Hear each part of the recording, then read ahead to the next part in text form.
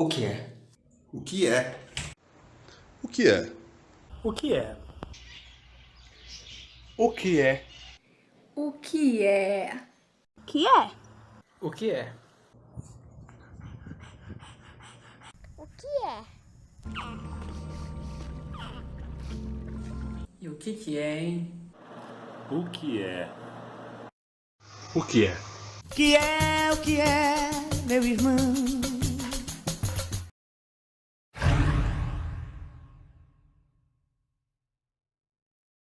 Olá, boa tarde.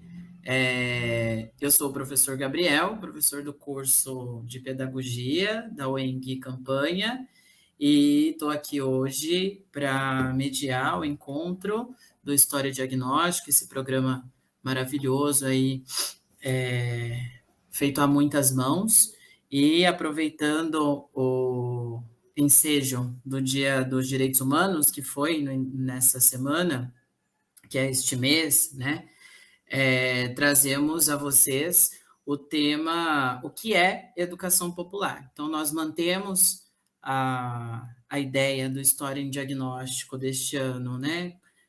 Cujo mote é o que é, e trazemos um pouco da contribuição do pensamento e do método, né?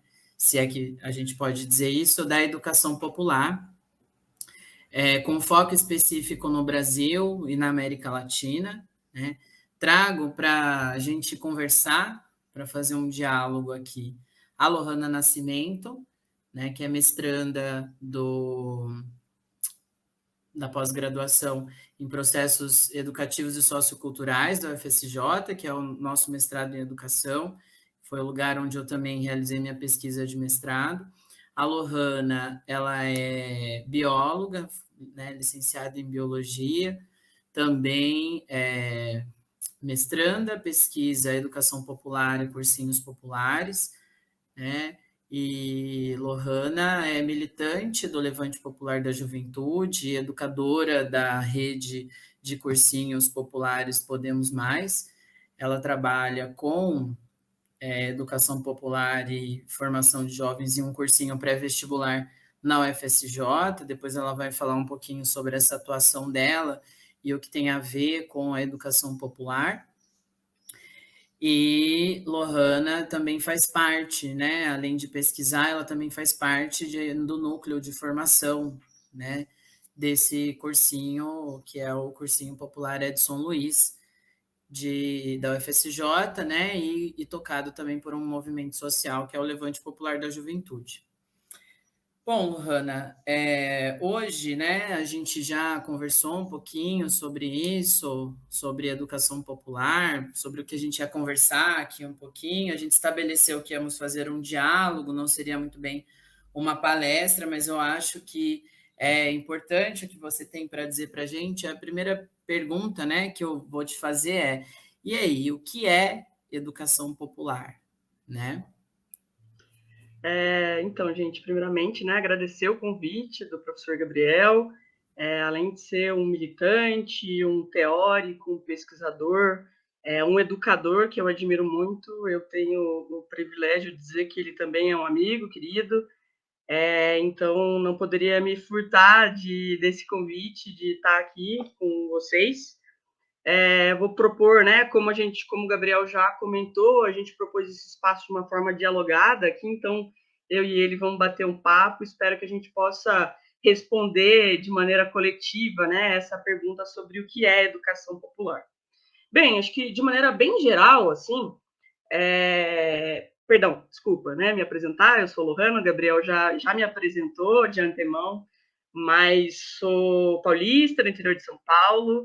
Atualmente eu moro em Minas Gerais, né, moro em São João del Rei, onde eu faço o meu mestrado, a minha pós-graduação em educação, e é o local também onde eu trabalho com educação popular, né, a partir de um cursinho popular, o Cursinho Popular Edson Luiz, que a gente constrói há 9 anos, né, lá em São João del Rei. Bem, diante disso, né, acho que cabe a gente iniciar respondendo de maneira geral o que é a educação popular. E aí, de maneira bem tranquila, acho que dá para a gente dizer que é uma concepção educativa, né, uma concepção político-pedagógica e filosófica que propõe um caminho rumo à transformação social a partir da educação. É uma concepção educativa, né, que surgiu na América Latina, em constante relação com os movimentos sociais do campo popular e fundamentadas em uma perspectiva de emancipação social e humana. Ela foi construída aí no interior da América Latina, mas foi divulgada principalmente, né, pelo célebre educador Paulo Freire, que nos anos ali, no final dos anos 60, anos 70, se dedicou a construir uma pedagogia, né, que ficou conhecida como a pedagogia do oprimido, né, uma de suas principais obras. E a educação popular, né, ela tem um adjetivo específico que é o popular. Então, não é fundamentada em qualquer concepção, né, de educação, é uma educação fundamentada para o popular, para o povo, né, a favor de um conjunto específico de sujeitos que compõem essa categoria do popular e essa categoria do oprimido, né, que o Paulo Freire vai tanto se dedicar a dialogar, a construir com a gente ao longo das suas diversas obras aí. E aí, né, eu acho que é importante a gente pensar, quando a gente para falar sobre educação popular, quem são esses sujeitos oprimidos, quem são esses sujeitos que carregam a bandeira do povo, que se reconhecem enquanto povo, ou até mesmo aqueles que não se reconhecem, mas que estão concentrados nessa categoria popular, assim. E aí o sujeito oprimido, né, diversas são as formas de opressão e diversas são os sujeitos que são considerados oprimidos, mas a perspectiva basilar aí da obra freiriana e a perspectiva basilar da perspectiva da educação popular, o oprimido são os sujeitos da classe trabalhadora, né?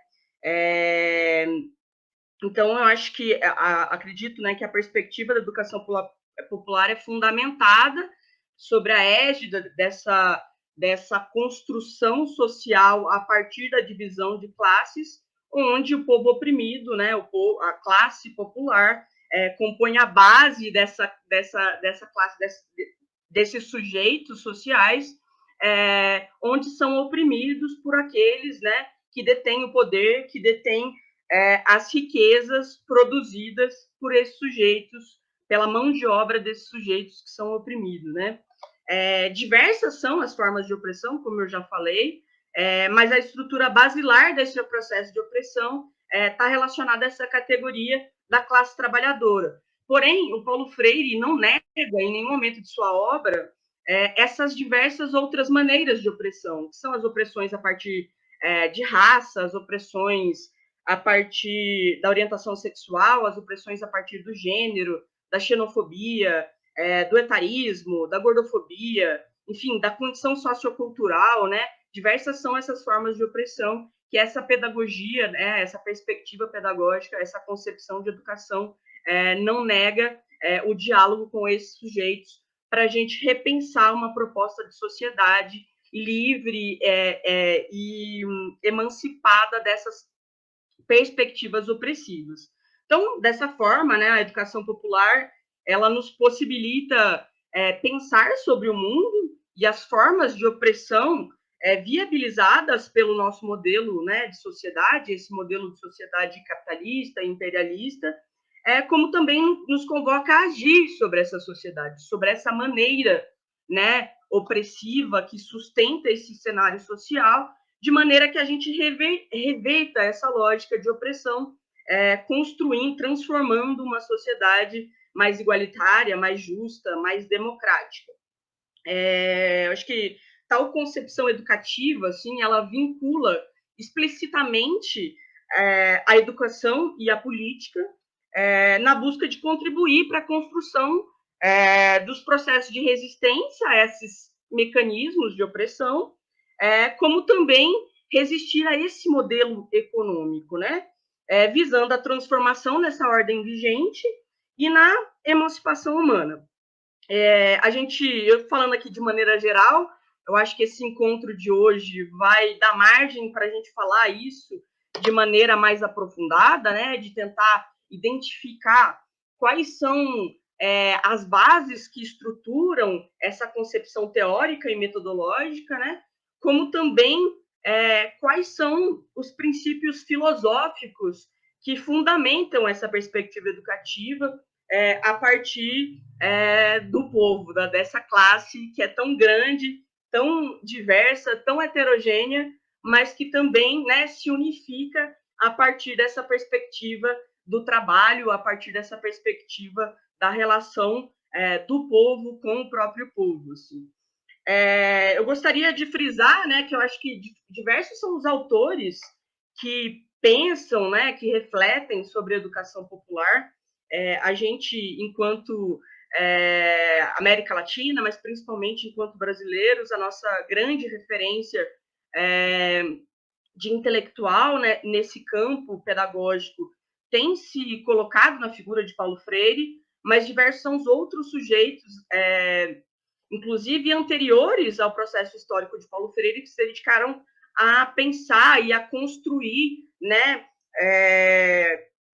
teoricamente sobre essa perspectiva educativa. Assim, né? A gente tem um autor alinhado ao nosso campo, né, de quem estuda aí a educação popular, que é o Danilo Streck. Ele tem um livro muito interessante que ele vai falar sobre a pedagogia latino-americana, né?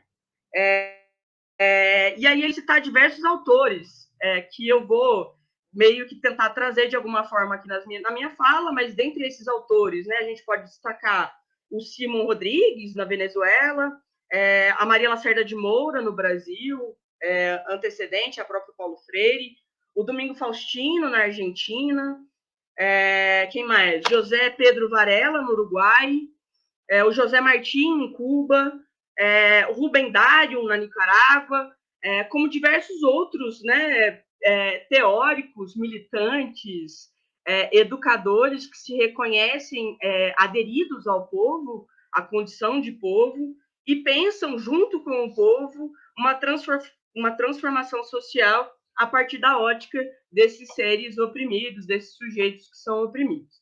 Aí eu acho que é isso, Gabi, de maneira bem geral, a gente vai dialogando sobre esse preâmbulo aí que eu trouxe para tentar classificar e para tentar descrever o que seria uma educação popular. Legal, Lohana. Então, assim, enquanto você falava, me veio à cabeça algumas coisas, assim, né? Tentando ver se eu compreendi bem. Eu acho que você tratou ali, né, desse adjetivo popular, né, como uma palavra que revela também um sujeito histórico, né, um sujeito social. Esse popular, você, né, revestiu ele de características de dominado, você revestiu ele de características do oprimido, você revestiu ele da característica do desumanizado. Então, eu acho que por isso que deve ter muito a ver, né, com o Paulo Freire, assim, né? Me veio muito à cabeça que o Freire, ele até tem obras, principalmente ele tem uma obra com Sérgio Nogueira, que ele discute o que fazer da educação popular. E aí, nesse o que fazer da educação popular, já mais do meio para o final, assim, ele diz que a educação popular é um processo que visa tornar, né, visa o trabalho de corpos percebedores, assim, que lá no início da teoria freiriana, a gente vai ver que ele vai chamar, né, vai chamar de educação problematizadora, depois ele chama de educação conscientizadora, algumas pessoas vão falar sobre uma educação crítica, e eu acho que o Freire começa falando, né, sobre essa educação problematizadora.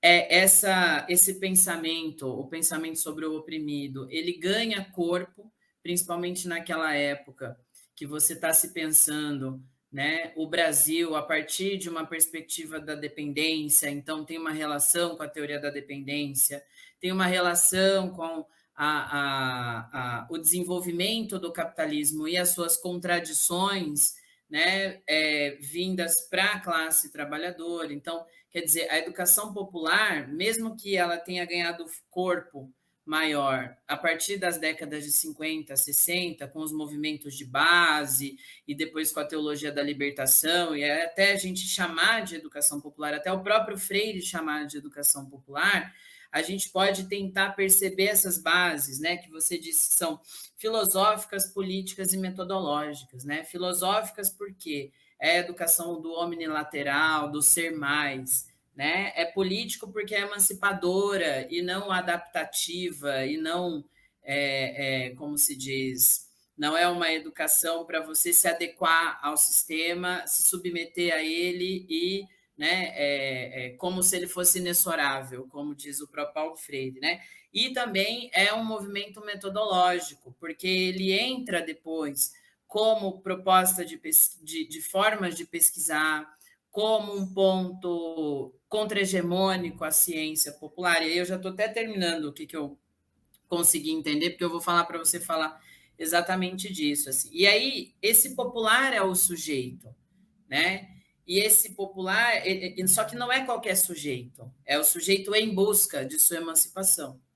E aí, então, ele não é um sujeito individual, ele é um sujeito coletivo. Então, quando a gente pega essas definições que a gente está tentando tatear o mundo, o campo da educação popular, para tentar descobrir os sujeitos, como que esses sujeitos se movimentam, né? Porque a educação popular está ligada ao processo de movimentação dos sujeitos também, né? Tanto que esses movimentos coincidem com um processo de tentativa de alfabetização das pessoas, né, no sertão brasileiro, com os movimentos de operários, educativos de movimentos operários, né? Isso nessa década que a gente está focando mais.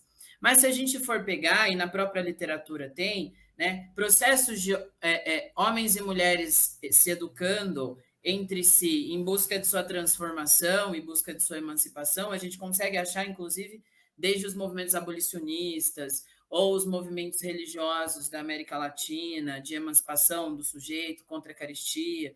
Então, assim, eu acho que o termo mesmo, a gente pode dizer que ele surge lá para 50 e 60, né? Começa-se a pensar isso no campo, na cidade, mas eu acho que isso que você falou tem muito a ver, né? Ele sempre é um sujeito em busca de sua emancipação, né? E há traços dessa forma de ser, forma de agir, forma de se organizar, né? Antes dessa data, por exemplo, mas sempre a ver com um processo, né, de luta contra a subalternização. Não é à toa que, apesar de na Europa nós termos várias educação popular no sentido de povo, educando o povo, demandas do povo, né, a maior literatura da educação popular e quem exporta educação popular para o mundo todo, quem exporta Freire para o todo, somos nós latino-americanos.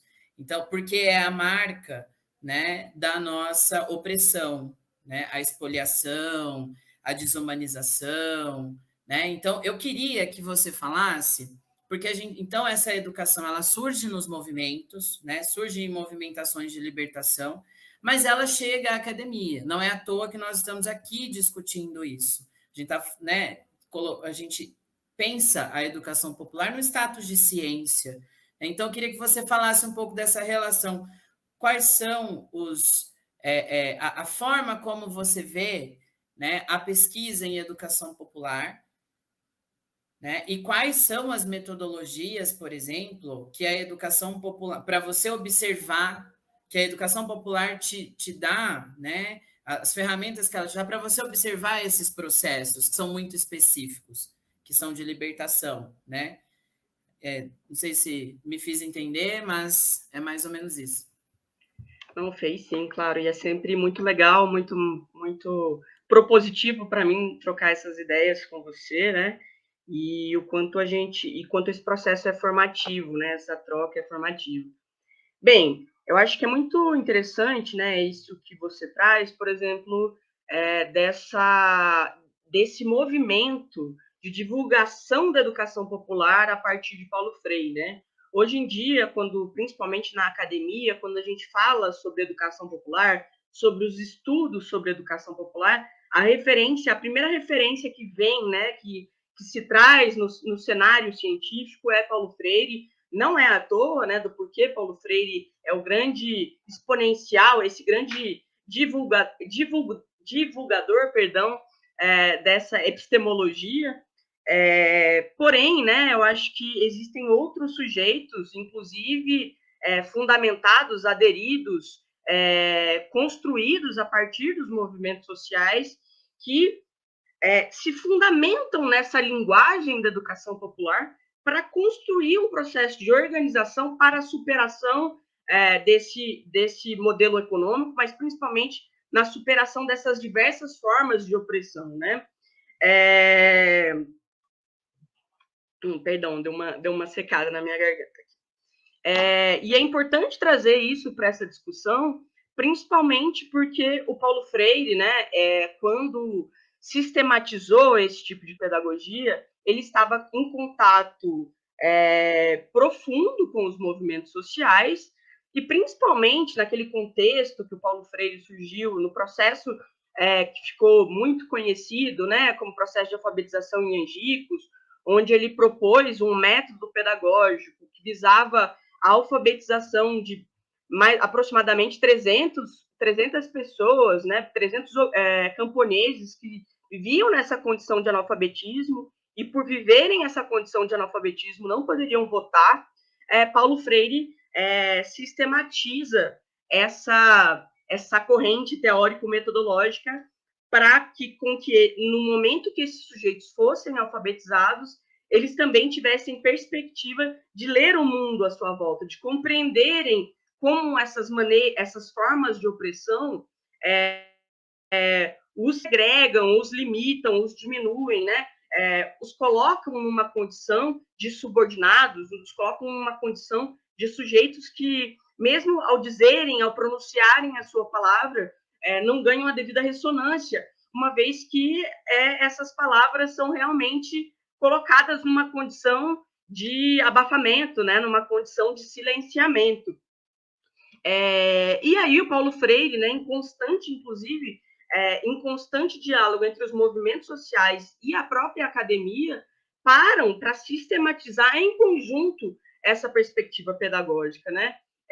Nesse último ano, a partir do centenário de Paulo Freire, muitos são sujeitos que resgatam, né, a obra de Paulo Freire para o interior da academia, e isso é de grande relevância, porque por um grande período histórico ele foi distanciado desse espaço, ele foi negado, a sua teoria, a sua concepção pedagógica foi negada, foi disputada e silenciada no interior da academia, uma vez porque ela se coloca numa posição contra-hegemônica, a perspectiva da educação, mas é importante a gente frisar, né, que essa concepção pedagógica também surgiu a partir e em diálogo com o cenário acadêmico, que naquela época, né, lá em Pernambuco, onde Paulo Freire, nos anos 60, ali, ocupava uma cadeira privilegiada no setor acadêmico, principalmente relacionado à extensão e à cultura, e foi a partir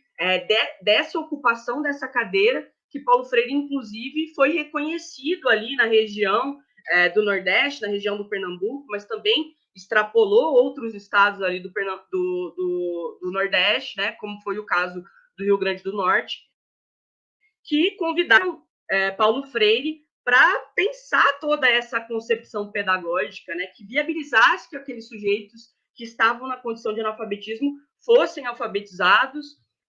Não foi à toa, né, que Angicos foi escolhida como uma capital para uma cidade para se pensar esse processo pedagógico, né? Era uma das cidades com maior índice de analfabetismo da região e do estado.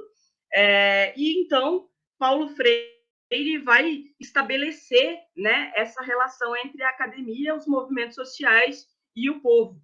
Então, os primórdios, inclusive, da extensão, né, universitária já foram fortemente encabeçadas ali por Paulo Freire naquele momento, foram fortemente visualizadas por Paulo Freire como uma perspectiva, como um caminho, né, de uma ciência de caráter popular, de uma ciência comprometida com as causas do povo.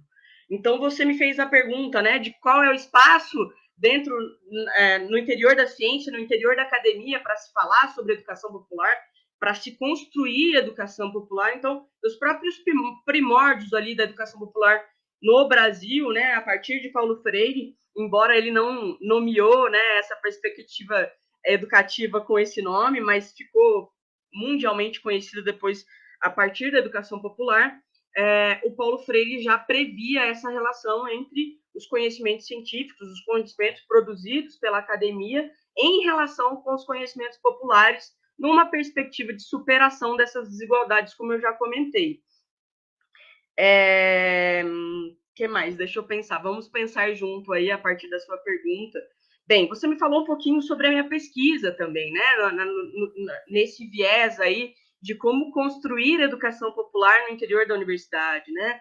Bem, atualmente, né, eu enquanto aluna do programa de pós-graduação no mestrado em educação na UFSJ, o meu objetivo, né, a minha pergunta de mestrado, ela se concentra em compreender como a educação popular contribui com a formação dos educadores populares que vivenciam a experiência do Cursinho Popular de São Luís. Uma experiência, né, de cursinho popular que foi viabilizada pelo Movimento Levante Popular da Juventude e, em determinado momento da sua trajetória histórica ali, ela se aderiu à extensão numa perspectiva de ampliar as suas ações. Bem, quando a gente vai se aprofundar nesses diversos teóricos aí que estudam a educação popular dentro da academia, a gente vai conhecer alguns sujeitos, né, que viabilizam essa discussão no interior da universidade. Um desses sujeitos que ainda ressignifica a sua luta e a sua vida a partir da luta pela educação, pela luta para a educação popular, é o Carlos Brandão, né, um querido companheiro aí dos movimentos sociais, do campo popular para o Brasil. Ele, né, junto com Danilo Streck, junto com diversos outros autores, vão se dedicar a entender e compreender a pesquisa participante. Bem, essa pesquisa, ela se entrelaça, né, a própria construção histórica da educação popular, ela também surge, né, ali no interior dos movimentos sociais, e ela se sustenta, se estrutura numa perspectiva de dar respostas ao campo popular, à organização popular. Mas, para além de dar respostas, ela propõe que esse processo de investigar a realidade social seja também pedagógico. Dentro da concepção metodológica da educação popular, o Paulo Freire vai dar alguns indícios de como construir essa perspectiva educativa, né? De como fundamentar, como que o professor deve orientar a sua ação pedagógica a partir de métodos, né? E aí não cabe aqui, eu não tento aqui resumir a educação popular a método, mas ela tem um caráter metodológico e fundamenta essas ações de caráter metodológico. E eu estou falando isso porque essas categorias metodológicas, essas concepções metodológicas, elas também fundamentam a perspectiva, né, de pesquisa participante. Por isso que elas são, inclusive, muito similares ali. Elas bebem e se fundamentam em bases epistemológicas que estão em convergência, que confluem, né? Dentro dessas bases epistemológicas aqui da educação popular e da pesquisa participante, existem centenas de bases, não estou aqui também para ousar classificá-las como únicas, mas dentro da minha pesquisa, né, eu identifiquei algumas bases epistemológicas para pensar como subsídio da formação desses educadores. Dentro dessas bases epistemológicas, né, eu separei 5 bases para trabalhar no meu processo de mestrado, né? Essas são a questão do diálogo, que é fortemente observado nessa concepção pedagógica, a perspectiva da criticidade, né? Um elemento da crítica no interior desse processo pedagógico, a questão da história, né? Do contexto histórico para a construção dos conhecimentos científicos e como essa concepção histórica ela modifica a forma como nós relacionamos enquanto sociedade, mas também como modifica a forma como nós olhamos para o conhecimento científico e nos relacionamos com ele.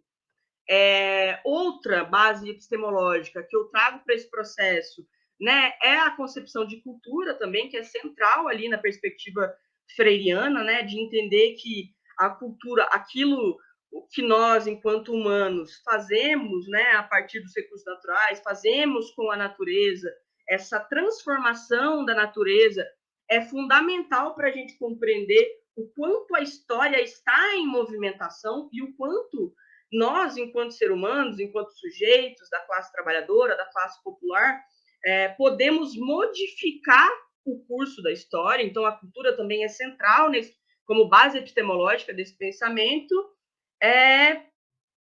E a questão também, né? Eu falei da criticidade, eu falei a questão do diálogo, eu falei da questão da historicidade, da cultura, como também, né? Não tem como esquecer, deixar de lado a perspectiva política que se fundamenta e que amarra todas essas bases epistemológicas, né? E a concepção política aqui, ela vai beber muito na ideia da transformação da sociedade, nesse processo, né, de que a sociedade está sempre em movimento. Bem, por que eu falei dessas bases? Como eu estava falando anteriormente, essas bases também fundamentam essa concepção de pesquisa participante. Então, é a partir dessa pesquisa participante que se estrutura também a partir dessas bases, que vão nos mostrar os indícios, os caminhos, né, as concepções metodológicas que vão subsidiar a gente parar para pensar sobre educação popular no interior da universidade. Ou seja, quando eu vou, né, ao encontro dos educadores populares que constroem o cursinho, eu não posso negar essas 5 bases, eu não posso me furtar, eu não posso me fugir dessas 5 bases que subsidiam esse pensar, agir aí da educação popular. Então, a pesquisa participante, ela vai se fundamentar em uma concepção metodológica que ela está disposta e está proposta a ouvir os sujeitos, né? Quando a gente fala de diálogo a partir de uma perspectiva da educação popular, a gente não pode deixar de lado a concepção, o fundamento filosófico que está imbricado nessa palavra diálogo, né? A gente dialoga e dialoga com alguém, com o povo, com os sujeitos de modo geral. E esse diálogo não é simplesmente uma mera conversa, onde você vai lá e me diz, olha, eu estou aqui, quero pesquisar, o que vocês acham sobre a educação popular? Não, esse diálogo é uma concepção de você sentir, de você se permitir interrogar pelo anúncio do que o outro diz. É você se atravessar pelo anúncio do que o outro diz. É você ver a forma de mundo que o outro vê, tal qual o outro vê, né? Buscando entender quais são os valores axiológicos que esse sujeito, ao dizer, ao pronunciar algo, traz nessa linguagem, nesse linguajar, quais são os sentidos atribuídos por esse outro. E, a partir daí, me atravessar pelo que o outro diz, para aí sim construir uma resposta a partir de um diálogo entre o conhecimento científico, o conhecimento popular e um terceiro conhecimento dialógico, onde educador e educando conversam e manipulam o conhecimento a fim de construí-lo, né? E sem deixar de lado esse desvelar desse conhecimento científico à frente dessas problemáticas sociais advindas principalmente do capitalismo, das diversas formas de opressão que sustentam, né, que adensam ou que atravessam esses conhecimentos científicos. E a perspectiva crítica, né, como eu falei, como uma base epistemológica, ela também vai ao encontro dessa perspectiva de desvelar esse conhecimento. Ou seja, uma perspectiva educativa crítica, ela vai alinhar esse conhecimento científico ao conhecimento popular, mas sem deixar de lado, durante esse processo pedagógico, essa desocultação dessas problemáticas sociais advindas, endossadas, viabilizadas pelo modelo econômico vigente, né, o modelo capitalista imperialista, numa perspectiva, inclusive, de, a partir desse processo pedagógico, mobilizar esses sujeitos, né, construir críticas com esses sujeitos, a fim de que eles se organizem socialmente, coletivamente, para a transformação social, né? Paulo Freire, muita gente vai classificar Paulo Freire como um andarilho, né, do mundo, mas como um sujeito extremamente utópico ali, porque ele aposta nessa perspectiva da educação como uma transformação social. Mas Paulo Freire também não era um ingênuo ao ponto de achar que a educação por si só seria o caminho dessa transformação, mas ela é um dos caminhos de transformação, um dos caminhos de conscientização dos sujeitos sobre essas formas de opressão e uma convocação desses sujeitos para agir sobre essas maneiras de opressão, para transformar, né, numa sociedade aí livre de qualquer manifestação de opressão, de uma sociedade mais igualitária, uma sociedade mais justa, uma sociedade mais bonita de se ver, né, na concepção humana de sujeito, onde os sujeitos são potentes e atuantes na vida e no processo de libertação da sociedade desses mecanismos de opressão. Bem, não sei se eu me fiz entender e respondi a sua pergunta, amigo, mas estamos aqui para responder qualquer coisa que tenha ficado de maneira confusa ou, enfim, não tão aparente assim. Tá ótimo, Lohana. Eu acho que é isso mesmo. Você apresenta um conjunto de elementos que eu até coloquei aqui no chat, né? Diálogo, criticidade, historicidade, cultura e político são eixos estruturantes da educação popular e devem ser base de parâmetros para se ler, né, este conceito / campo de atuação. O que a gente está trabalhando aqui é um conceito, né? E então aí a gente falou um pouco da historicidade deste conceito. Não é o nosso objetivo aqui fazer uma linha histórica desse conceito, inclusive já existe um livro lançado pela Martins Fontes, acho que em 2019, 2018, não sei se você tem ele aí, que fala sobre a história da educação popular. Eu acho que pode ser uma indicação interessante também, né? Principalmente para quem estiver aí prestes a iniciar sua pesquisa, né? Eu acho que você também apresenta para a gente alguns elementos para se ler, para entrar em contato com esse campo, né? E aí, e aí eu vou dividir, acho que didatiza melhor, né? Isso em conceito, né? Um campo teórico da educação popular, no qual se investiga, se fomenta, reflete sobre práticas, né? Se critica, né? Critica-se, né? Discute-se e fomenta-se as práticas de organização popular, né? E um campo também, um campo de atuação e um campo de produção científica, né? Isso tem um pouco a ver com o que o Brandão fala em um livrinho, que ele diz que escreveu no meio de uma viagem, né? O Brandão é muito místico, então ele conta a história dos livros, e ele é um teórico muito importante para a educação popular, para a pesquisa participante, né, no Brasil e na América Latina, inclusive. E aí, no livrinho dele, da série Primeiros Passos, que ele fala sobre educação popular, né, ele diz assim, na página 93, o que justifica a educação popular é o fato de que o povo, no processo de luta pela transformação popular, social, precisa elaborar o seu próprio saber. Estamos na presença de atividades de educação popular quando, independentemente do nome que levem, se está vinculando à aquisição de um saber que pode ser muito particular ou específico, com um projeto social transformador.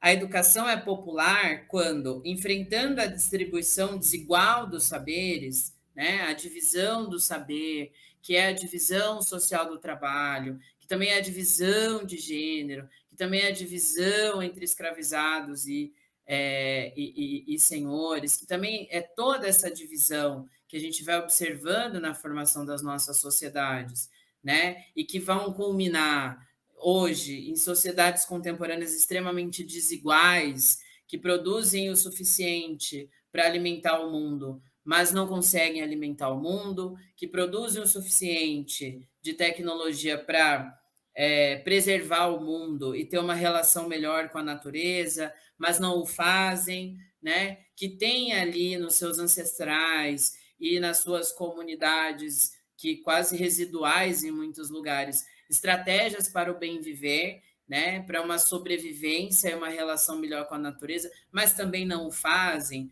né? Isso também diz respeito a essa divisão social do saber, né? E aí, continuando aqui, né, a educação é popular quando, enfrentando a distribuição desigual de saberes, incorpora um saber como ferramenta de libertação na mão do povo. Pelo que foi exposto, o fato é que se a educação popular pode ser entendida como uma atividade específica, aí eu vou entrar na minha próxima pergunta, assim, né?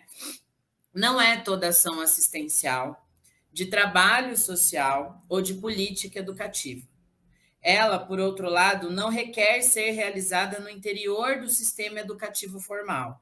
Então, a gente está falando aqui de uma educação, não estamos falando de instrução, não estamos falando de educação formal, vamos por assim pensar, mas isso não são processos que se dissociam, né? Porque quando a gente entra numa escola para dar aula dentro do sistema escolar, uma escola pública desse Brasil enorme, a gente está falando, sim, de lida com o povo, com essa população, esse sujeito social, né? Então, assim, antes da escolarização, vamos pensar assim, né? Como o nosso público, em sua maioria, são licenciandos, né? Futuros professores ou já professores, eu acho que precisa, né? Ainda que haja formas de pensar que diferenciem, né? Eu sou professor, eu não sou educador, eu sou educador, isso não...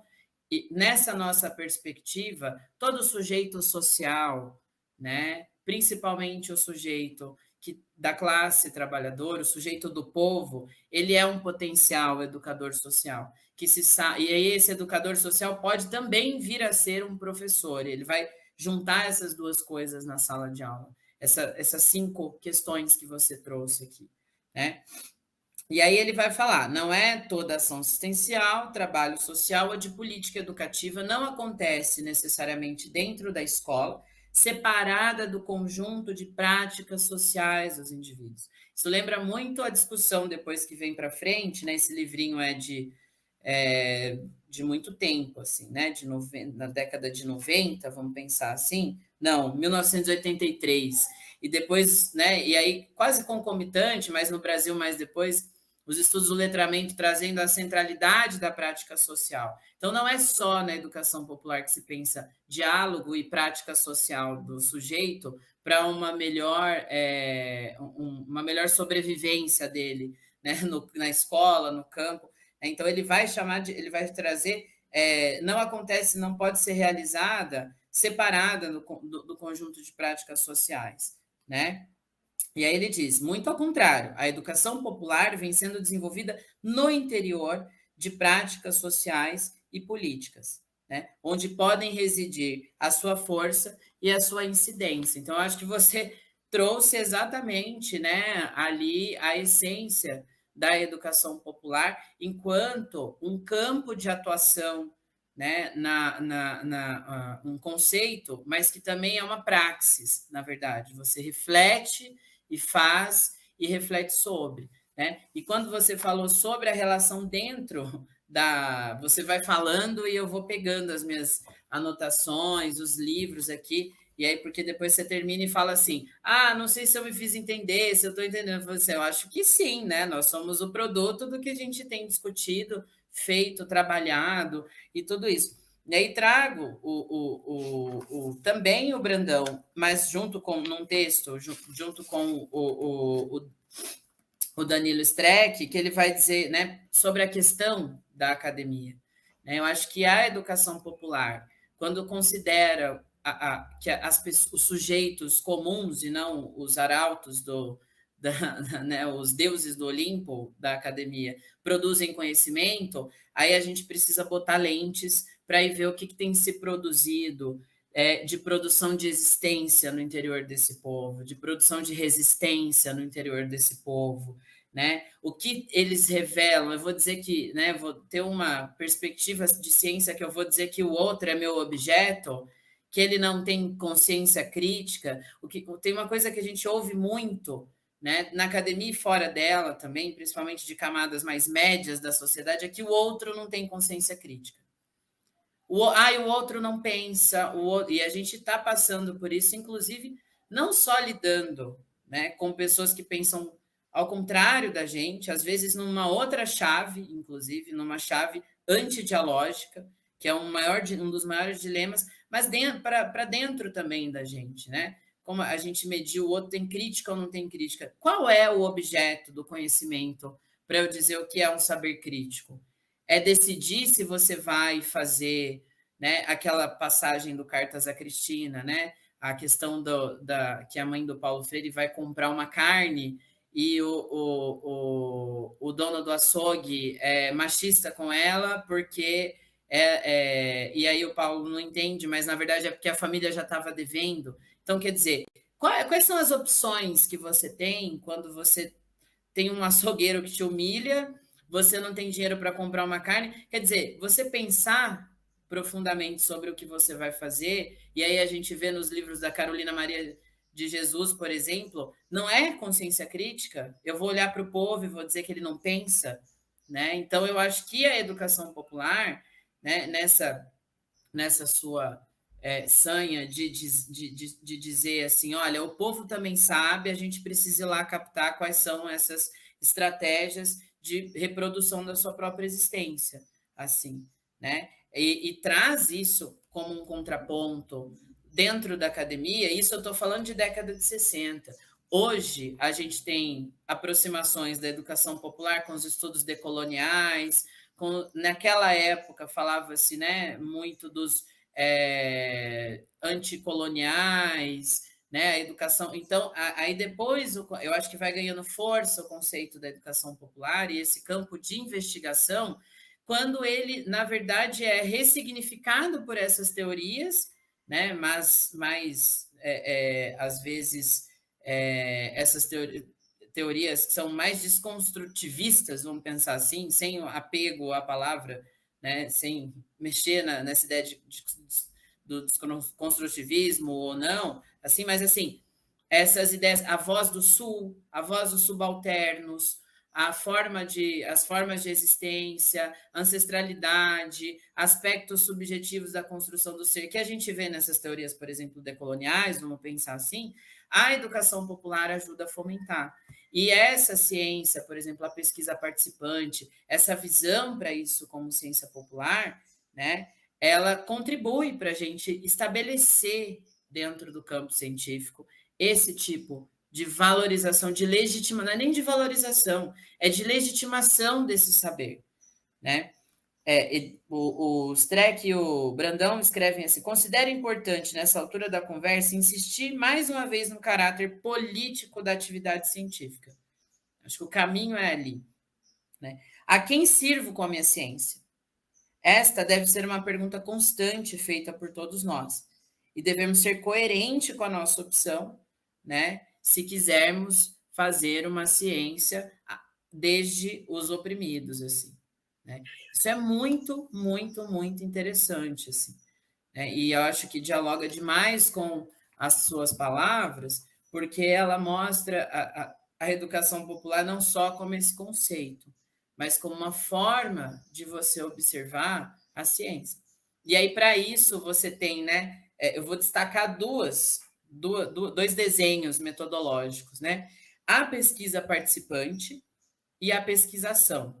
Aí eu vou pedir para você comentar, acho que você está fazendo pesquisa participante, né? E aí queria que você comentasse um pouquinho, né? Você falou desses 5 eixos, que eu acho que são lentes interessantes, mas quais são por exemplo, os procedimentos metodológicos, por exemplo, né, dentro dessa construção da ciência popular, vamos dizer aí popular, né, porque é a serviço ali desse povo ou desses movimentos, assim, né, porque o que você faz é jogar a luz a uma ação educativa de um movimento social, ou seja, um sujeito coletivo ali, vamos dizer, né, e aí, para isso, você tem também, como se diz, uma outra forma de lidar, com o seu campo, com os seus sujeitos, com a forma de captar esses sentidos, com o que você vai considerar sentido, né? De que forma você vai ler esses textos, como que eles vão aparecer no seu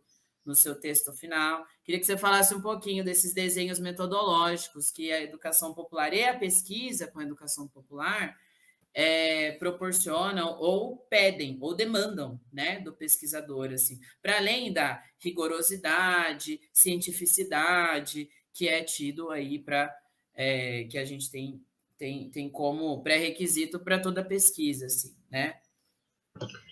Legal, fico feliz aí com a pergunta.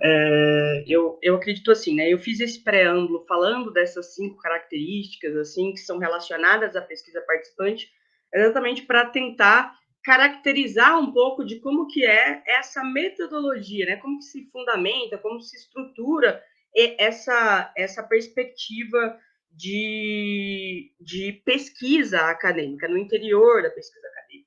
Mas antes disso, eu gostaria só de pegar alguns pontos da fala que você trouxe, né? Principalmente para pensar o que são essas pesquisas no interior da universidade pública, né? Por muito tempo, né? Por muitos anos e ainda com uma imensa influência, as pesquisas no interior do cenário acadêmico são fundamentadas numa perspectiva positivista, né? Onde os outros são vistos como números, como dados, como seres que não falam, seres que não trazem valores morais, éticos, que as suas vozes não são ouvidas, elas são tratadas realmente como dados, né? Se tem uma ótica de que quando você consegue quantificar algo, estatificar algo, você consegue ter uma produção de ciência, uma resposta para uma ciência coerente, fidedigna e tudo mais. Então, por muito tempo, inclusive, houve e ainda há uma certa discriminação entre as pesquisas de caráter qualitativo e principalmente aquelas que se dedicam, né, a ouvir e a dialogar com esses sujeitos que são classes populares, que são sujeitos que falam, que pensam, que têm cultura própria, né, e que o seu linguajar, que as suas palavras, inclusive, carregam esses condicionantes dessa classe. Essas perspectivas ainda, sim, dentro da academia, existe um certo preconceito sobre a forma como a pesquisa pensa, elabora suas perguntas, faz as suas análises, né?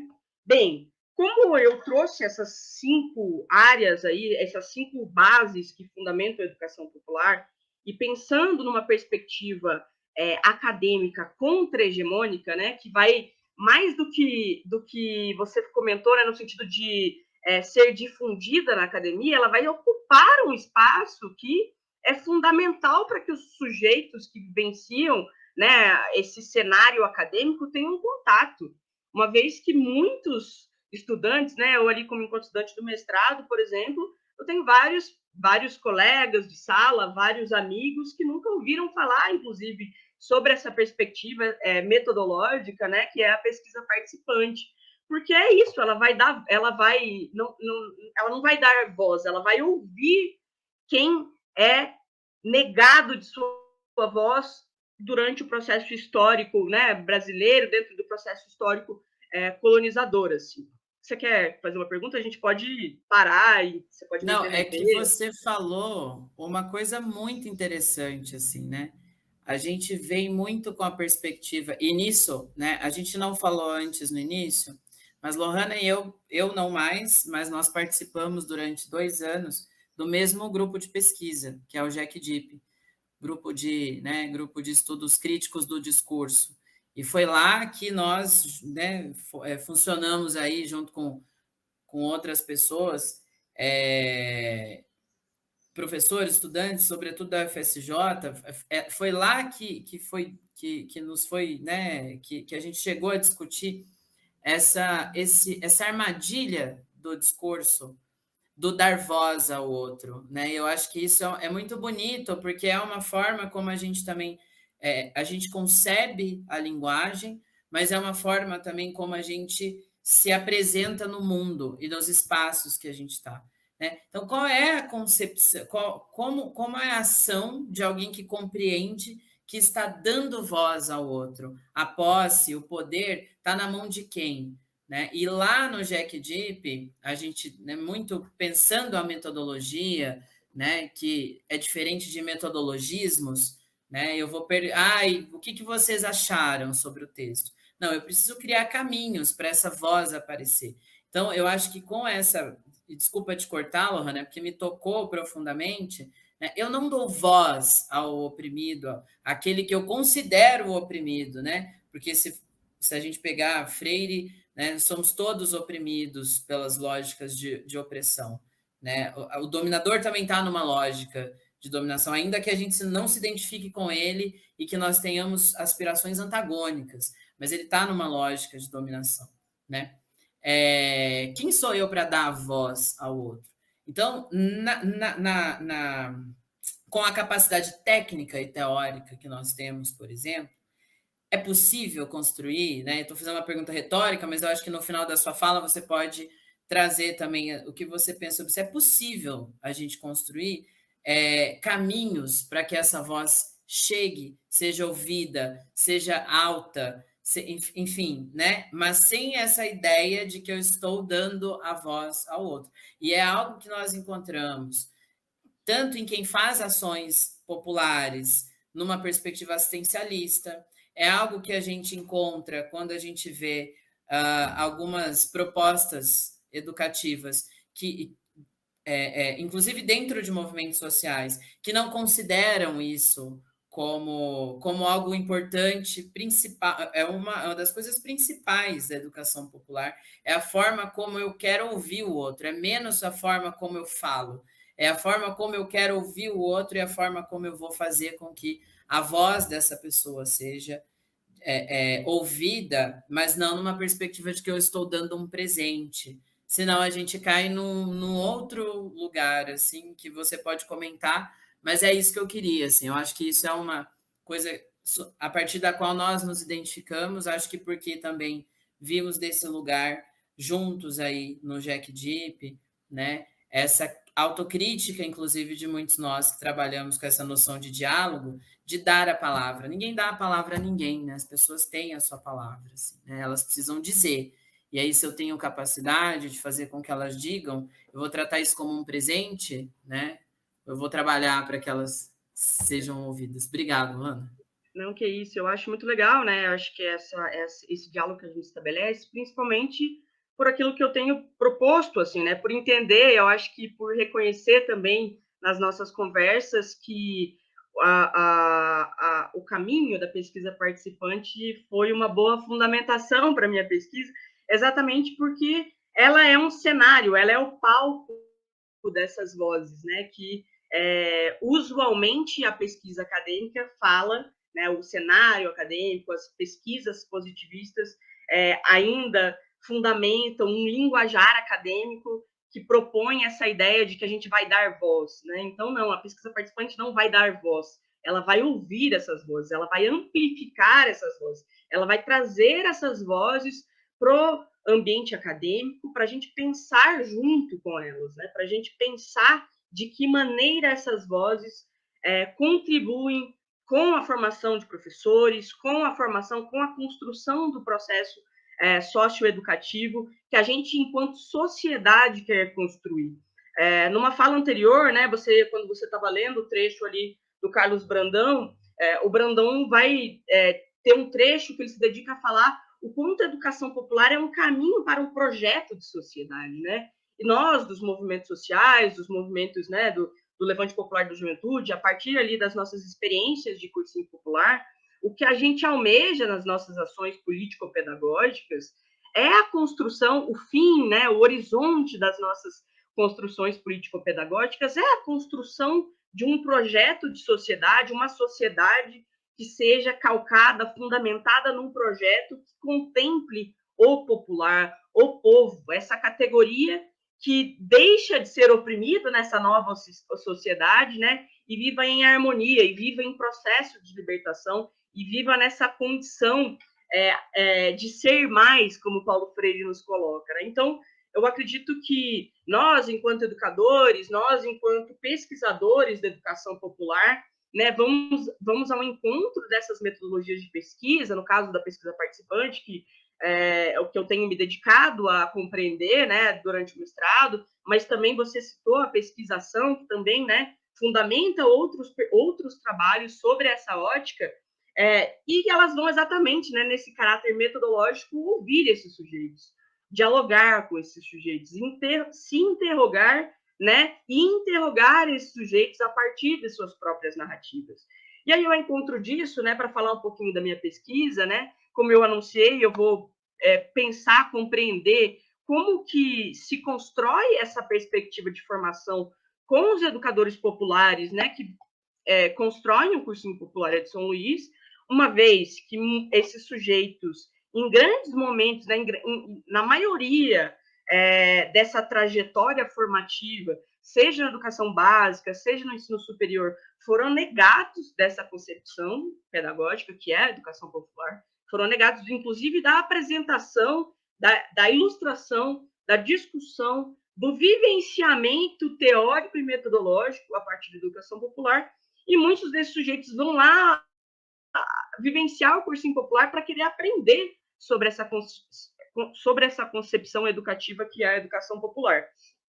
E aí, ao encontro disso, né, nesse momento de falar com esses sujeitos, eu, enquanto educadora popular também, né, que construo o cursinho popular de São Luís, vou me aprofundar ainda mais nessa relação, uma vez que é uma relação que já me constitui, que já me forma enquanto sujeito, que já participa da minha formação enquanto educadora, mas vou procurar no interior desse movimento, no interior do cotidiano das ações do cursinho, quais que são essas falas, né? Quais são essa concepção de diálogo que os sujeitos trazem para o processo de construção do cursinho, qual que é a concepção de praxis, né? Uma base epistemológica também fundamental do pensamento freiriano.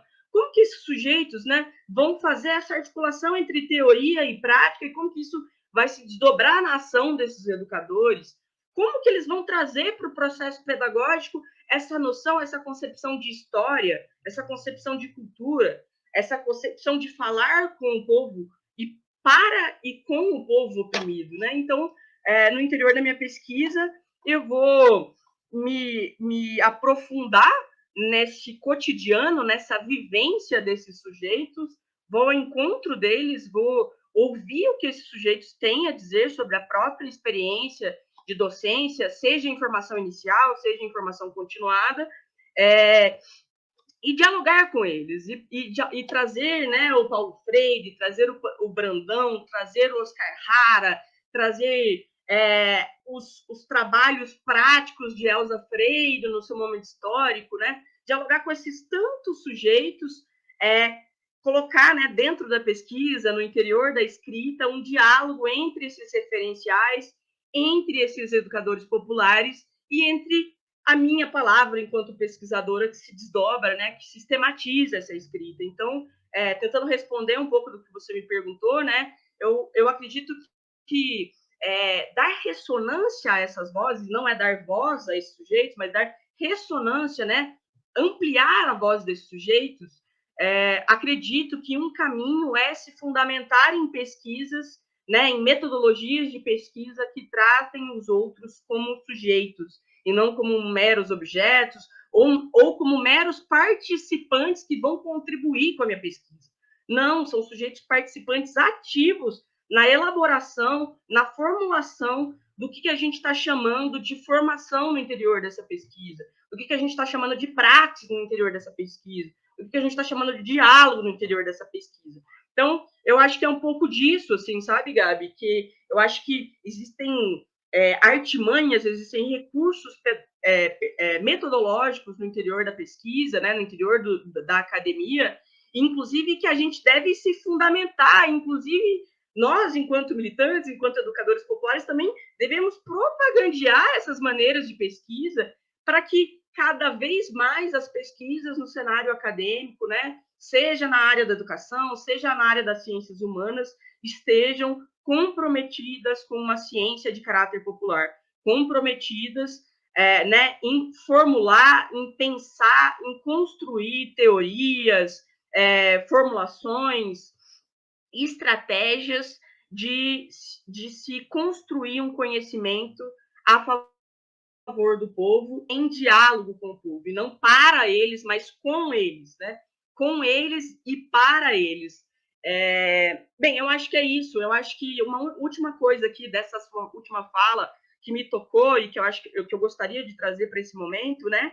Essa ideia, né, entre diálogo verdadeiro, entre oprimido e opressor, e como existem sujeitos, principalmente, né, acho que nesse momento histórico da nossa vida aí, dessa concepção sociopolítica que a gente está imerso aí no Brasil nesses últimos anos, nessa polarização entre nós e eles, né? Eles e nós, e como há uma divisão, assim, né?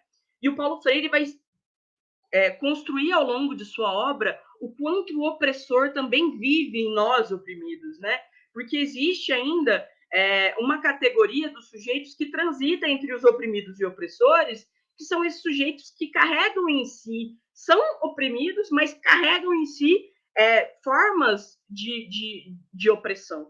E qualquer sujeito, seja militante, seja educador, seja, enfim, né, aqueles voltados às próprias comunidades de base, ou até aquelas no interior dos próprios processos de mobilização popular a partir da igreja, a gente carrega o opressor em si, né? Paulo Freire, ao longo de sua obra, ele está no momento constante de ação e reflexão sobre o que ele diz, inclusive para denunciar o opressor nele mesmo, né? Paulo Freire, em vários momentos da sua obra, ele volta a algo que disse anteriormente para falar, olha, estava sendo eu opressor também, o opressor também estava aderido em mim naquele momento, que eu anunciei determinado movimento. Então, eu acho que é importante também, né, a gente na academia, mas principalmente a gente que trabalha com as camadas populares, né, a gente que se reconhece enquanto classe popular também, a gente não pode nunca fugir da vigília constante que é denunciar o opressor em nós mesmos e ressignificá-lo, e desconstruí-lo, e pensá-lo numa perspectiva de cada vez mais aderência ao oprimido e cada vez mais distanciamento daquilo que é antagônico a gente, que são os sujeitos opressores, né? Até porque, mesmo nós, né, que vivenciamos aí o cenário acadêmico, vivenciamos, né, ocupamos um papel central aí na produção acadêmica brasileira, principalmente relacionada à educação, mas também relacionado a outros setores, é importante a gente, a todo momento, se ater a essa perspectiva do quanto o opressor vivencia na gente. E o diálogo com o outro permite que, a todo momento, a gente denuncie, a gente observe esse opressor que há na gente, né? Bem, eu acho que é isso, Gabi. Não sei se a conversa está ficando boa, né? Acho que dá pano para manga para a gente conversar sobre muitas coisas. Mas é isso. Mais alguma pergunta aí que você gostaria de fazer? Também não sei se é difícil de maneira rápida se aprofundar tanto na pesquisa, assim. Gostaria de convidar todo mundo a poder conhecer o Cursinho Popular de São Luís, mas também a outras experiências de cursinho popular, né? E como que a gente se ressignifica a educação popular no contexto atual.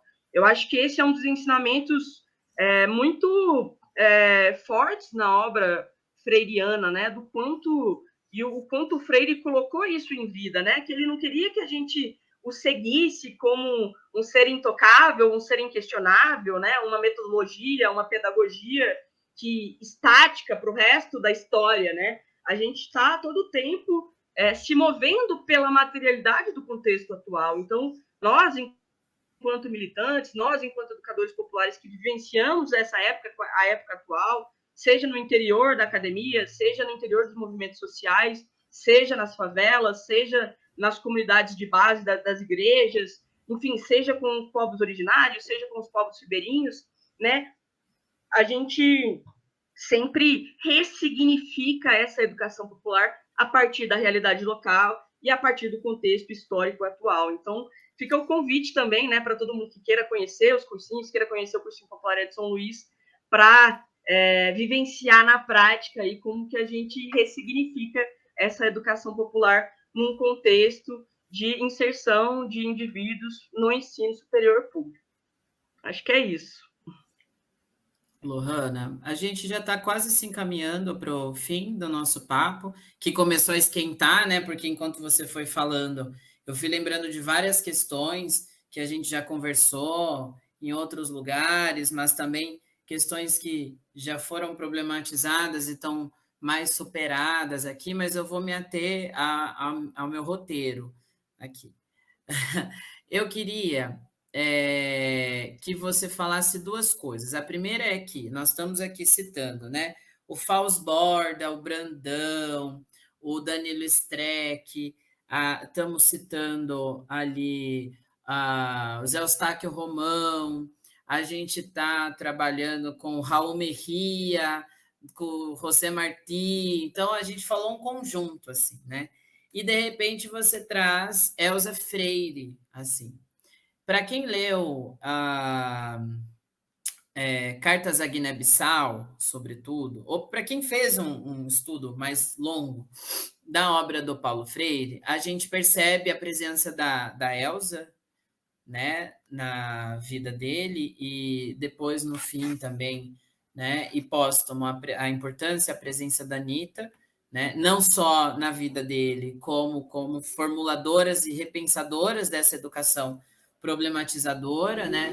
O Freire é um homem que se fez em diálogo, então ele sempre tinha que ter alguém para fazer a leitura dele, para discutir, e a confidente teórica dele também era, né? A confidente dele não era só no caso de amor, mas também era, e ele traz isso, né, nos livros dele, a sua esposa, né, Elza Freire. E também a gente, né, não pode esquecer, por exemplo, que a gente tem, se a gente for pensar nessa acepção mais ampla, fugindo agora dessa tentativa de historicizar, né, educação popular, você tem a Nísia Floresta, por exemplo, né, você tem a Maria Firmina dos Reis, você tem Antonieta de Barros, e aí vai aparecendo uma sequência de mulheres, né, que também lidam com a educação, com o povo, né, não necessariamente em experiências, vamos colocar ali, revolucionárias, né, porque todo esse conjunto de teorias, né, e esse conjunto de sujeitos que a gente está falando está altamente ligado com as lutas de libertação das colônias, das ex-colônias do continente africano, dos países da América Latina e a sua luta contra o imperialismo, né, dessa relação. Aqui atrás de mim tem a bandeira da Frente de Libertação Nacional Sandinista, né, toda aquela, como se diz, aquelas movimentações, né, pela libertação desses países do imperialismo ou das colônias, né, lá em 70, 80, também são, né, muito impulsionados por essa noção de educação popular, educação crítica, educação emancipadora. E dessa história, né, o que sai na peneira do suco são nomes de homens que a gente vê. Eu queria que você comentasse, né, essa ausência, né, das mulheres.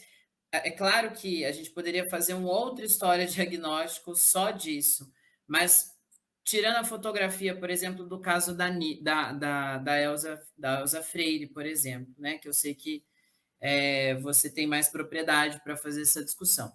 E, por último, que está aqui no meu roteiro, é você falar das potências da educação popular. Não, a gente está aqui muito falando sobre transformação social, engajamento na luta por libertação e etc. e tal, mas a educação popular também engendra transformações como se diz, em práticas sociais dentro, por exemplo, das instituições do Estado. Você vê gente no SUS pesquisando educação popular, você vê a psicologia, você vê aqui, o adjetivo popular, nós temos visto, né, desde quando você se pensa assim a educação popular, você vai vendo ele como um grande movimento interdisciplinar, vamos pensar assim, por que não transdisciplinar, assim, né? Queria que você comentasse a potência dessa forma de ver o mundo, de forma de ver o sujeito, forma de dialogar, né? Para a saúde, por exemplo, para o SUS, porque o público do SUS é a classe trabalhadora e muito ampla, né? Vários setores dessa classe trabalhadora, né? A questão da assistência social com os educadores sociais, enfim, qual é a potência desse pensamento para as ações sociais, para as políticas públicas. Agora eu estava tentando que viesse na minha cabeça alguma coisa para sintetizar, mas vamos pensar a potência da educação popular nas políticas públicas. Aí a gente foge um pouco dessa discussão escola, né, que também é necessário ser feita, mas se a gente for lá nos autores, né, se o pessoal que está vendo for aos autores que a gente indicou, vai entender que a estruturação de um sistema de educação que nós temos hoje, né, a busca por esse sistema de educação, a universalização do ensino, a EJA, tudo isso é fruto da educação popular, então já são conquistas concretas dessa movimentação de fora para dentro do Estado, né? Mas aí queria que você falasse um pouquinho dessa questão das mulheres e da questão da potência da educação popular na produção de políticas públicas que coloquem, né, que façam uma interlocução Estado-povo de uma forma menos violenta, como a gente ouve queixa, ou até nós, como sujeitos usuários, né, percebemos assim, né, o quanto o não diálogo do médico, o não diálogo, né, e o quanto você tem também de avanços em algumas metodologias que a gente sabe que o SUS utiliza, né, de diálogo com a população. Aí depois disso você pode fazer as suas considerações finais, né, e a gente parte para os finalmente. Beleza, tudo bem. Bem, eu acho que pegando um gancho para falar primeiramente sobre a questão das mulheres, e nessa ideia de sugerir temas, sugerir livros, sugerir discussões, gostaria, né, de deixar aqui também como sugestão um livro muito bom, inclusive do próprio Paulo Freire, que vai se ater muito a essa discussão sobre as mulheres, no Professora Cintia Não, né? O mote, o cenário, né, a discussão que atravessa e é transversal durante o livro todo é sobre essa perspectiva da mulher e da docência, né, da figura feminina e da docência. Bem, não é estranho, mas o apagamento das mulheres em relação à formulação dessas teorias, né? E aí eu falo não é estranho porque, como no início da nossa conversa eu falei sobre diversas formas de opressão, né? Então, a perspectiva de opressão sobre o gênero também é uma perspectiva opressiva que se fundamenta aí antes mesmo do próprio capitalismo, né? Antes mesmo dessa própria concepção de organização e modelo socioeconômico, mas que a partir do momento, né, que a sociedade começa a se estruturar e se conceber sobre essa perspectiva capitalista, as mulheres foram literalmente apagadas da história, né? Foram colocadas numa condição de silenciamento, numa condição de opressão muito forte, né? Então, assim, inclusive o próprio Paulo Freire, né, em determinado momento ali de sua obra, ele vai se questionar sobre isso, né? Ele vai se colocar no lugar de se atravessar, se problematizar a partir do porquê que, enquanto linguagem, ele sempre assumiu o homens, né? Os homens são os sujeitos da transformação, homens em libertação. E um determinado momento da sua obra, né, a partir do momento que ele vai ter contato com as feministas norte-americanas, né? Acho que uma pensadora, inclusive, que faz aniversário hoje, né, a Bell Hooks, foi uma grande teórica que contrastou ele nessa perspectiva de linguagem que não contemplava as mulheres no cenário acadêmico, né? Então, isso não nos é estranho, porque a gente já conhece a forma como as opressões se estruturam, de um modo geral, dentro dessa sociedade, mas é um lugar, enquanto nós, mulheres, que devemos a todo momento resgatar essas vozes, resgatar essas mulheres, esses sujeitos que foram fundamentais no processo de construção de epistemologias que rompem com essa lógica de desumanização, assim, né? Você falou, o Paulo Freire, em Cartas à Guiné-Bissau, principalmente, ele vai falar muito da figura da Elsa, do quanto Elsa foi fundamental no processo de elaboração da sua obra, mas também eu acho que Elsa, antes mesmo disso, foi o sujeito, né, a figura que apresentou esse universo da docência a Paulo Freire, né? Paulo Freire, em Cartas à Cristina, tem um trecho muito bonito que ele vai dizer exatamente que Elsa, né, quando ele era ali advogado ainda, antes mesmo dele se reconhecer enquanto educador, ele chegou para ela numa troca de conversa, né, e falou que não se reconhecia na profissão de advogado, uma vez que o Estado queria tirar a casa de um dentista, assim, em melhores condições de vida a existência dele e da sua família, assim. E aí Elsa, né, no diálogo com Freire, vai o reconhecê-lo como educador, vai se sentir feliz, inclusive, enquanto companheira de Paulo Freire, em ser esse despertar, em ser essa injeção, né, de motivação para que ele deixe essa perspectiva profissional da advocacia, do direito, né, sem negar essa formação que lhe é muito evidente aí no caminhar de sua obra, mas se reconhecer enquanto educador popular. Então, mais do que ser essa figura afetiva, ela foi fundamental para que ele se reconhecesse enquanto educador. Por isso que eu, né, acho que a partir do momento que vou conhecer a obra de maneira mais aprofundada, a obra de Paulo Freire, vou ao encontro de Elsa Freire, consigo ver a potência, né, e, de certa forma, um certo apagar na figura de Elsa Freire como fundamental nesse processo de construção de uma epistemologia, né, entre uma concepção educativa que se fundamenta, né, numa perspectiva humanista, que se fundamenta numa perspectiva de libertação. Ou seja, acho que é fundamental, inclusive, né, a gente estava falando sobre as pesquisas acadêmicas, é fundamental a gente trazer para o interior dessas pesquisas acadêmicas, inclusive, essas mulheres que foram guerreiras, que foram militantes, que foram educadoras, que, na sua generosidade, na sua amorosidade, proporcionaram, né, reflexões e contribuíram com a luta pedagógica, com a luta armada, com a luta, né, de reconstrução nacional, com a luta para denunciar o machismo, com a luta para garantia sobre o próprio corpo, para a luta de, inclusive, ocupar a academia, ser reconhecida na academia. Então, trazer, né, essas mulheres também é um compromisso que eu estabeleço ali na minha pesquisa, no sentido de dar ressonância a essas vozes, né? No sentido de fortalecer as vozes dessas mulheres no cenário acadêmico, de trazer a importância dessas mulheres na construção de uma pedagogia e de uma educação popular.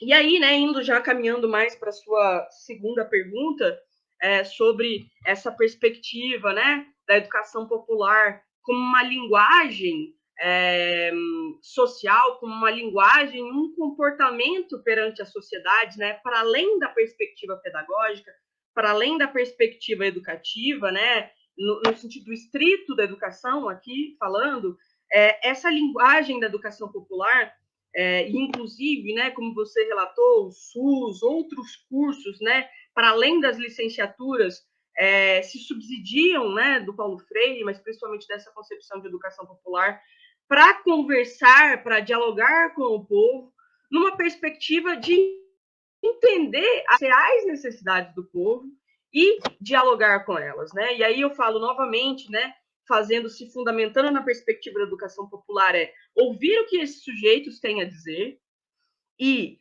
ao ouvir o que esses sujeitos têm a dizer, fazer uma relação entre o conhecimento científico, seja da área da saúde, seja da área da sociologia, seja da área da filosofia, seja qual área for. Então, articular esse conhecimento científico, aquilo que o conhecimento popular traz a partir das linguagens desses sujeitos, né? Pensando e construindo um outro conhecimento que articule, que relacione esse conhecimento científico ao conhecimento social, né? Numa busca constante de uma melhor qualidade de vida dentro dessa sociedade que a gente vive, né? Dentro dessa luta cotidiana para melhoria das nossas vidas, para a melhoria da inclusão, da perspectiva de inclusão social, para a melhoria da perspectiva de libertação dos sujeitos, para uma melhoria da perspectiva de construção de um projeto que atenda o popular, que atenda o povo, que atenda aqueles sujeitos, né, que constroem, que produzem as riquezas, mas que são negados de usufruir dessas riquezas por aqueles que detêm o modelo de produção. Ou seja, né, eu acho que, para além desse aspecto universitário, para além desse aspecto da educação pública, a educação popular ela se reconhece como uma linguagem de acesso às camadas populares, de uma linguagem de falar com, de uma linguagem de dialogar com, uma linguagem, inclusive, você falou um pouquinho mais cedo sobre as epistemologias do Sul, né? E agora, nessa minha frase, me veio, né, o Boaventura de Souza, o Boaventura, que ele tem uma frase muito bonita, que ele fala sobre o senso comunizar o conhecimento científico, né? Então, a educação popular, nessa perspectiva de organização social, nessa perspectiva da construção de políticas públicas, se fundamenta sobre a ótica de senso-comunizar o conhecimento científico, né? De articular o conhecimento popular ao conhecimento científico, numa perspectiva de melhorar a nossa condição de vida, melhorar a condição de vida dos sujeitos oprimidos, melhorar a condição relacionada à saúde, melhorar a condição relacionada aos debates ambientais, socioambientais, né, aos debates sobre cultura popular, cultura contra-hegemônica, para viabilizar e organizar os sujeitos a partir dessas pautas que são, e inclusive, né, estão sendo constantemente atacadas nesse último período aí, né, a partir, inclusive, do golpe militar, uma agenda ultra neoliberal se fortaleceu, que, né, com muita luta popular, com muita organização popular, a gente conseguiu derrubar numa perspectiva de implementar e construir um outro projeto popular.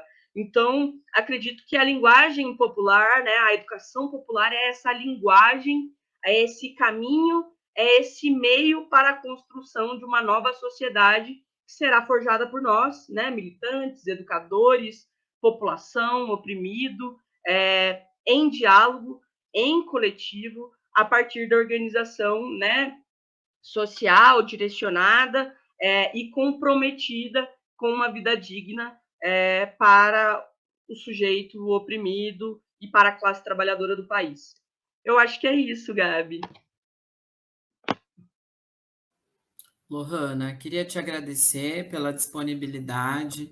Final de ano, final de texto, eu imagino como que não deve estar, né? Tirar um tempinho para vir aqui. Eu acho fazer 2 movimentos, né? Você faz aí um teste das suas ideias, né? Que é também um exercício desse da pesquisa, e você também compartilha com a gente, também, né? Compartilha com os discentes, compartilha com as pessoas que estiverem assistindo e se interessarem pela educação popular, né? A relação, acho que o que fica de síntese aqui hoje é essa relação entre educação popular, linguagem, né? Pensando numa acepção completa de linguagem como uma praxis, né? E o pensamento do Paulo Freire, acho que coroa também agora é uma trilogia, né? Eu fiz o que é movimento de juventude com a Paulinha, fiz o que é método Paulo Freire com a Bruna, nossa orientadora, e faço agora com você o que é educação popular. Eu acho que isso também é divulgar, difundir e botar em discussão o que a gente tem refletido, os nossos construtos, as pessoas a partir das quais a gente está analisando, né, a realidade da luta social. Assim. Então, queria só te agradecer, dizer que a gente segue na parceria, né, e ao público me dirijo agora, dizendo que nós encerramos esse ano o História em Diagnóstico, fiquei muito contente em poder encerrar o História em Diagnóstico, né? Queria agradecer a todos os bolsistas que estão envolvidos no projeto, que fazem o link, que têm uma atenção especial com a gente, né? Agradecer ao professor Igor, coordenador do projeto, né? Mais em específico, e aos outros professores que também participaram do projeto durante esse ano, que discutiu o que é a Comissão da Verdade, o que é a história da educação, o que é contracultura, o que é documento histórico, o que é ensino de história. Então, foi um ano bastante produtivo, tanto para o canal da História Campanha, quanto para a unidade como um todo, que ganha em acúmulo, ganha em divulgação do saber, ganha em divulgação científica, por assim dizer, né? E um trabalho feito a muitas mãos, que pode ser visto depois, que pode ser analisado depois, que pode ser contradito, por que não, depois, né? Então, me dirijo a todos vocês para agradecer, dizer que tenham boas festas, um bom final de ano, e o ano que vem espero que a gente volte aqui falando de mais temas interessantes, né? Temas que são aí necessários de serem debatidos e também dando um sentido, né, mais completo ao ser universidade, né, que são esses espaços da formação continuada dentro da universidade, como a extensão, né, e a divulgação das pesquisas. Muito obrigado, Lohana. Pessoal, boa noite. Até logo. Me despeço e a gente fica por aqui. Obrigada, pessoal. Valeu pelo convite aí, Gabriel. E a gente segue a nossa parceria. E obrigada para quem participou. E também é um exercício constante, de formação constante, né? Falar sobre educação popular também é aprender cada vez mais sobre educação popular. Então, agradeço muito o convite. E é isso. Felicitações. Estendo as felicitações de final de ano. E que a gente continue aí na nossa parceria, no nosso diálogo, sempre pensando e ressignificando a educação popular. Um abraço, pessoal. Espero que tenham gostado. Nos vemos no próximo episódio.